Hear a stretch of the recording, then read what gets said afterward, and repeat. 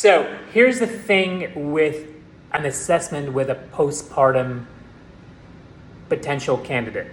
Okay, so the things that you've learned in the past, like your yoga push-up, a double leg squat. In training, we call it a bilateral squat, and a plank. These are things that are not necessarily good for you, especially if you have the situation with a diastasis recti. Now, let me explain exactly why. So, for instance, when you're squatting, so someone like you who was just squatting in your assessment, you're squatting with your knees buckling in, right? So this is basically showing me that your hips are turning inwards, which basically is further enhancing an overarched lower back. And then when you're coming up, you're using your lower back instead of your glutes and your core. Ideally, a squat is good for someone who's already at a level where they can use both glute muscle at an equal proportion. Ideally, like that would be a good squat, right? So a good squat would be,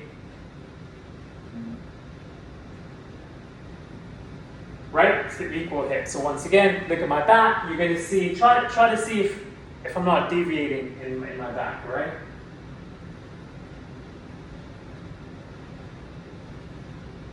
Right? And the thing is, I've had to work on that through years and years of training. The best exercise for someone in postpartum is actually what we call in coaching unilateral training, which is single leg training. No weightlifting, no jumping around, no boot camp, nothing. Just walking and resistance training. So for instance, someone like you should be doing this first, which is core engaged, okay? Moving forward with a torso. And what that's going to do for you is try and get your butt muscle to fire more. If you do this, you're going to retrain your lower back to be dominant, where you want to train your body to pull and engage the core in while you train the butt. So you can actually combat that by shifting your torso forward. Okay?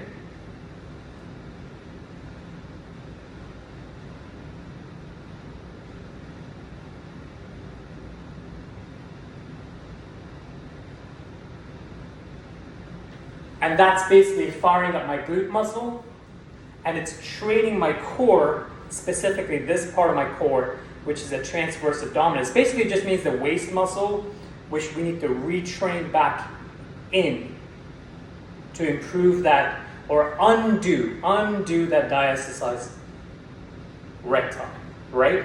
That means no sit-ups, because if you do sit-ups, what does that do for your abdominal wall? I'm sure you doctors actually mentioned that too. When you do sit-up, you're actually opening the walls. In fact, sit-ups are not good for people who also want to look good on the beach, because nobody wants an expansion of the waist. Everybody wants a contraction of the waist, right?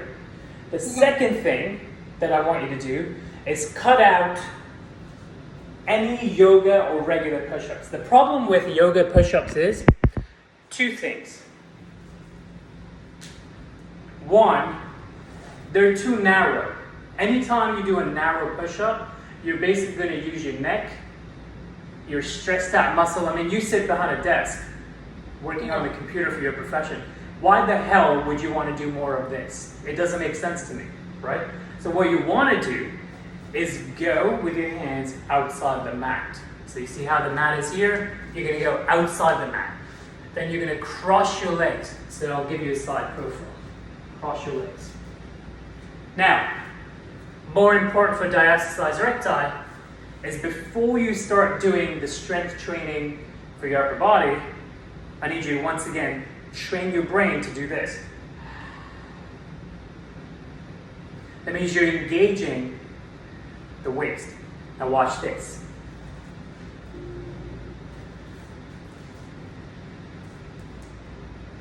One.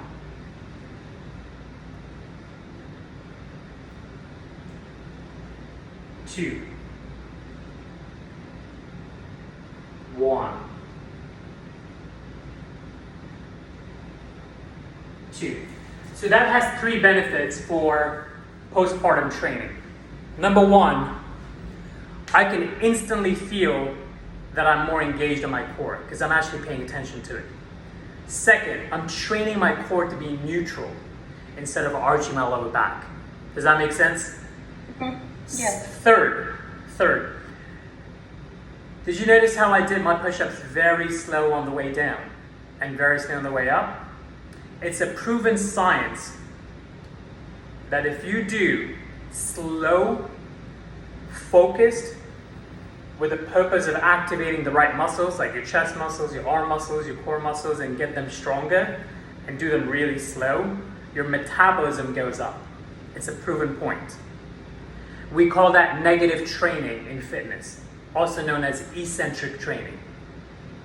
But for our students, when we design the workout and we send them the workouts, we tell them it has to be done on a 3 count down. Okay? And last, the plank. So if you can't do sit-ups with diastasis recti, and if your plank, if you don't have the ability yet, you might have the ability 5-6 weeks from now, but if you don't have it yet, to close the wall, like an analogy I like to use with my postpartum clients, the corset. Let's give you a corset, a natural corset given to you by the Lord, the muscles, and hold that in. Now watch the plank.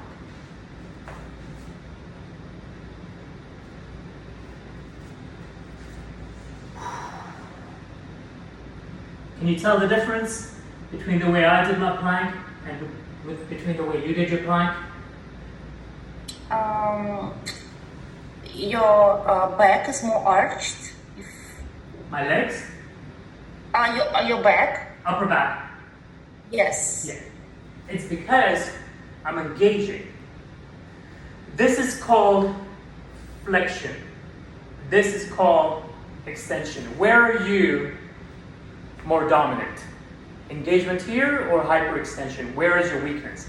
Here, which means you're doing extension, right? Mm-hmm. So the problem is, how should you be doing a plank? That's the question. Now we're asking ourselves the right question. But I'm going to give you something better than a plank today. I'm going to give you something called the corset analogy. You're going to lay down on your back. And I want you to lay down with me so you can practice this with me and tell me if you succeeded. So first thing in anatomy for postpartum is you're going to connect to the pelvic floor. Okay? Go ahead. Join me. Okay. Sorry. And then you got to make sure this muscle is coming in. So the motion is like a belt, like your natural belt. It's not a crunch, it's a natural belt. And that's going to take a lot of mind awareness. So watch this. Drive the navel here. Okay? And hold the hands here. Extend the legs out a little bit further. Keep driving that belly here. Okay, now, keep breathing. Deeper. I want you to tell me in 45 seconds whether you can breathe, exhale, and connect to your pelvic floor and your navel drawing right through the floor. Okay, you have 30 seconds left. Now start telling me while you do it, where you're feeling it. I think upper, my shoulders and my abs. Okay, so your shoulders are tight, right? Okay. Yeah, that's always been a problem. Okay, so tuck your chin in. You got 15 seconds. All right? And 10 seconds. And 5, 4, 3, 2, rest. Okay, now I want you to give me a plank again and try the plank and see if you can apply that strategy to your plank. On your elbows.